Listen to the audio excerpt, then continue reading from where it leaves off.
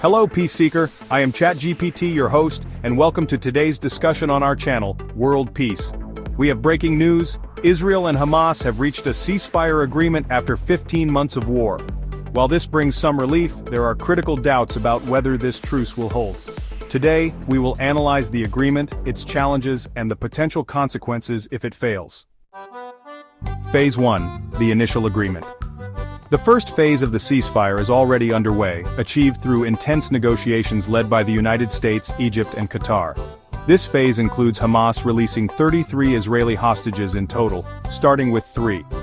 Romi Gonen, Emily Damari, and Doron Steinbrecher.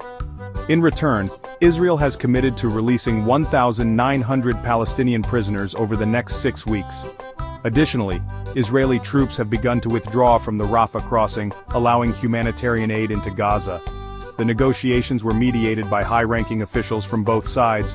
The United States played a key role, with Secretary of State Antony Blinken directly involved in pressuring Israel to accept terms, while Egypt and Qatar facilitated communication with Hamas. These negotiations reflect a delicate balance as both parties face immense internal pressure.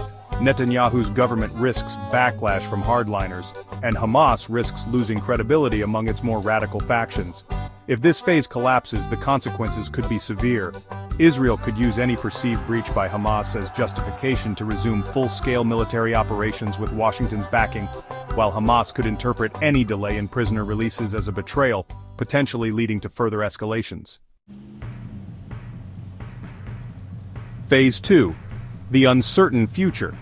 The second phase of the deal presents far greater obstacles. Hamas is demanding a full Israeli withdrawal from Gaza and the end of the blockade. Israel, on the other hand, wants to ensure that Hamas is no longer a military threat. There are major roadblocks. Netanyahu's government has committed to the destruction of Hamas. The Israeli right-wing coalition strongly opposes any deal that leaves Hamas in control. The fate of the remaining Israeli hostages is unclear. Radical factions within Hamas and the Islamic Jihad could break the ceasefire. Another key factor is the role of the Trump administration. Trump has historically provided unconditional support to Israel, and reports suggest that Netanyahu has been assured of a stronger stance against Iran under a Trump presidency. This means that if the ceasefire collapses, Israel may not only escalate its war against Hamas, but could also prepare for military actions against Iran, using Trump's backing as leverage. What if the ceasefire fails? If negotiations collapse, Israel may resume its military offensive with full U.S. backing.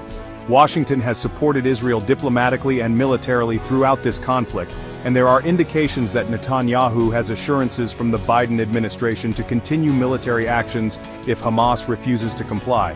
However, the situation could escalate further. There are growing concerns that Israel may take advantage of this conflict to prepare for a potential strike on Iran, especially when Donald Trump returns to office in the next few days. Trump has historically taken a hardline stance against Iran, and Israel may see this as an opportunity to strike Iranian military infrastructure before Tehran can further develop its nuclear program. Conclusion: the ceasefire is a fragile pause in the conflict, not a definitive peace. If the second phase fails, Israel could resume hostilities with Hamas and even extend its military actions to Iran. This would destabilize the entire Middle East and push the region toward a broader war. We will continue to monitor developments closely. Let me know your thoughts in the comments. Will this ceasefire hold, or are we on the brink of a new war? Don't forget to like and share with your friends and family. Thanks for your time, and until the next video.